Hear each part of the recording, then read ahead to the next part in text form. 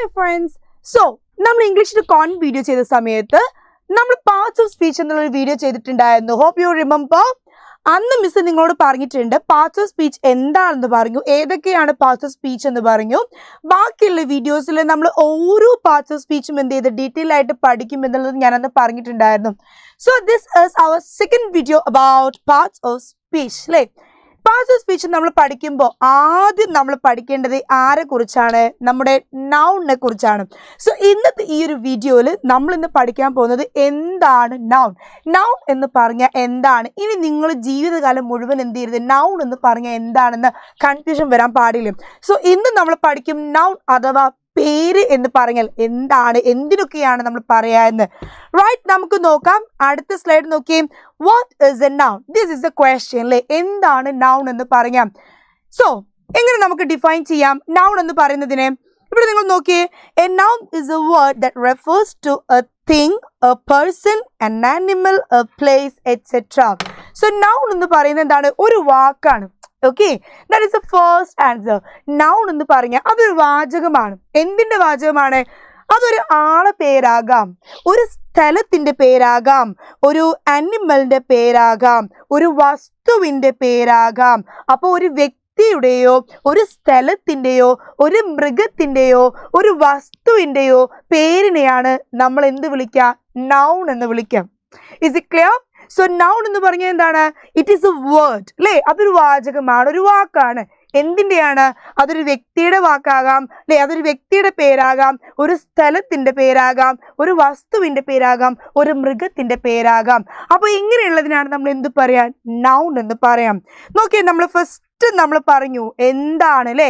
So നോക്കിയേ, noun ഒരു object ആവാം, ഒരു ആനിമലിന്റെ പേരാകാം, ഒരു പേഴ്സൺ ഒരു വ്യക്തിയുടെ പേരാകാം, ഒരു സ്ഥലത്തിന്റെ പേരാകാം.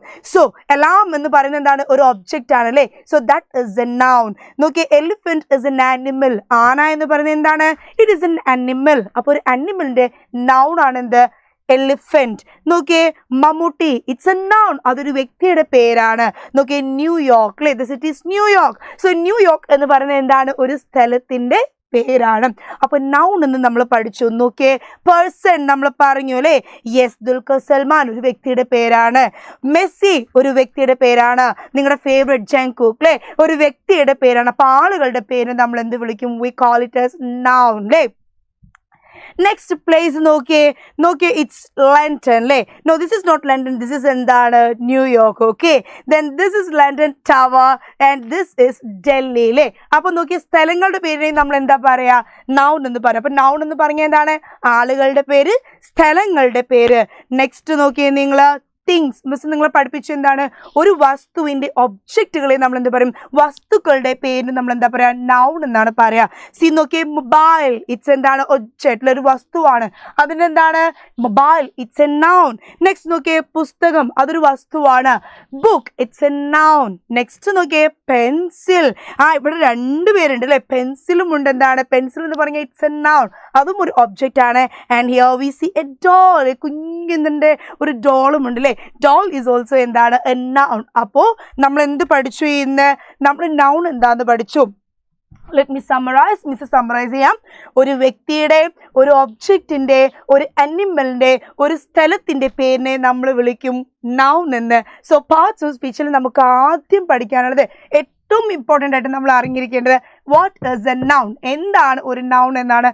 Because that is the basic. Okay, ഏറ്റവും ബേസിക് ആണ്. So that we clear today. Next വീഡിയോയിൽ നമ്മൾ ബാക്കിയുള്ള പാർട്സ് ഓഫ് സ്പീച്ച് ഏതൊക്കെയാണെന്ന് വിശദമായിട്ട് പഠിക്കും. So hope you all like this video. If you like this video, please like, then please share to your friends and wait for me for the next content video. Thank you so much.